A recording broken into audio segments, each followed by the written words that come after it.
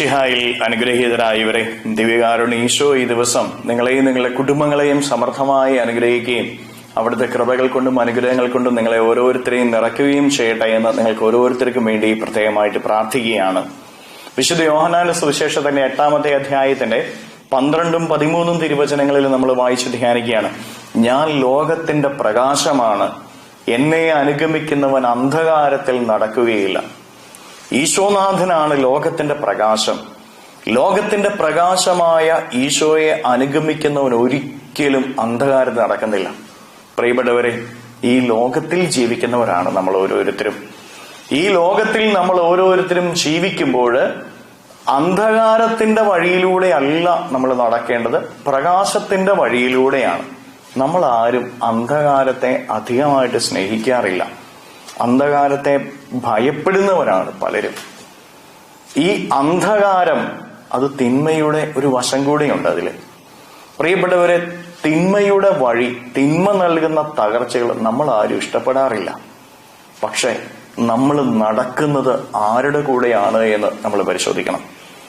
പ്രകാശമായി ഈശോയുടെ കൂടെയാണ് നീ നടക്കുന്നതെങ്കിൽ നിന്റെ ജീവിതവും നിന്റെ കുടുംബവും നിന്റെ അധ്വാനവും പ്രകാശമാനമായിരിക്കും. എന്ന് പറഞ്ഞു കഴിഞ്ഞാൽ ഉയർച്ചയുണ്ടാകും.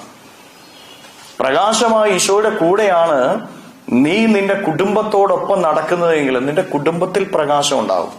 ആ കുടുംബത്തിൽ ഐശ്വര്യം ഉണ്ടാകും, ആ കുടുംബത്തിൽ സമൃദ്ധി ഉണ്ടാകും, സ്നേഹമുണ്ടാകും, കൂട്ടായ്മയുണ്ടാകും. നിന്റെ വ്യക്തി ജീവിതം പ്രകാശമായി ഈശോയുടെ കൂടെയാണ് കടന്നു പോകുന്നതെങ്കിൽ നീ ചെയ്യുന്ന അധ്വാനങ്ങൾക്കൊക്കെ ഉയർച്ചയുണ്ടാകും. നിന്റെ ജീവിതത്തിൽ സന്തോഷവും സമാധാനവും ഉണ്ടാകും.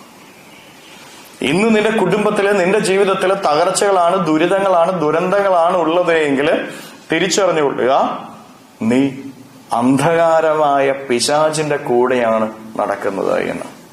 പ്രിയപ്പെട്ടവരെ, ലോകത്തിൽ പ്രകാശം നൽകാൻ കഴിവുള്ളവൻ കർത്താവ് ഈശോ മിശിഹാ.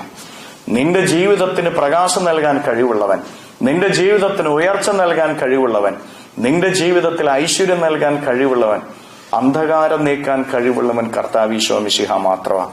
കർത്താവിനോട് ചേർന്നാണ് നടക്കേണ്ടത്, പിശാചിനോട് ചേർന്നല്ല. പിശാചിന്റെ പ്രവർത്തികളോടൊത്തല്ല നടക്കേണ്ടത്. നിന്റെ പ്രവർത്തികൾ പിശാചിന്റേതാണോ? നിന്റെ പ്രവർത്തികൾ പ്രകാശമായി ഈശോയുടേതാണോ? കരങ്ങളെ യാചനയോടെ പിടിച്ച് ജീവിതത്തെ പരിപൂർണമായിട്ടും പ്രകാശമായി ഈശോയ്ക്ക് കൊടുത്ത് നമുക്ക് സ്തുതിക്കാം. ഹല്ലേലൂയ, ഈശോയെ നന്ദി. Hallelujah, hallelujah, hallelujah, hallelujah, hallelujah, hallelujah.